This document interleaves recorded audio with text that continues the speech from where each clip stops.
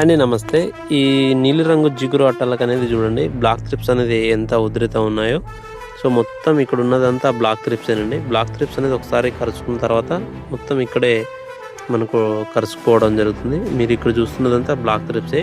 So ఈ నీలిరంగు జిగురు అట్టల వల్ల మనకు బ్లాక్ త్రిప్స్ అనేది దాదాపు చాలా వరకు అయితే కంట్రోల్ అవడం జరుగుతుంది. సో ఈ నీలిరంగు జిగురు అట్టలు అయితే ఖచ్చితంగా అమర్చుకోండి. ఈ పసుపు రంగు జిగురు అట్టలు అంటే మనకు దోమకు సంబంధించి వర్క్ చేస్తాయి. ఈ నీలి రంగు జిగురు అట్టలు కానీ తెల్ల రంగు జిగురు అట్టలు కానీ మనకు ఈ బ్లాక్ త్రిప్స్ సమస్యను అరికట్టడానికి సమర్థవంతంగా మనకు వర్క్ చేయడం జరుగుతుంది. మీకు ఇక్కడ ఉన్నదంతా బ్లాక్ త్రిప్సేనండి, మీకు బాగా స్పష్టంగా చూసుకోండి. సో ఈ బ్లాక్ త్రిప్స్ అనేది కొద్ది వరకు అరికట్టడానికి ఈ అట్టాలు కూడా మనకు చాలా ఉపయోగపడతాయి. సో వీడియో అనేది మంచి ఇన్ఫర్మేషన్ ఉందనుకుంటే ఖచ్చితంగా లైక్ చేయండి, ఛానల్ తప్పకుండా సబ్స్క్రైబ్ చేసుకోండి. తోటి రైతులకైతే మన వీడియోని అయితే షేర్ చేయండి. ఖచ్చితంగా జిగురు అట్టలను అయితే ఖచ్చితంగా అమర్చుకోండి, మంచి ఫలితం అయితే ఉంటుంది.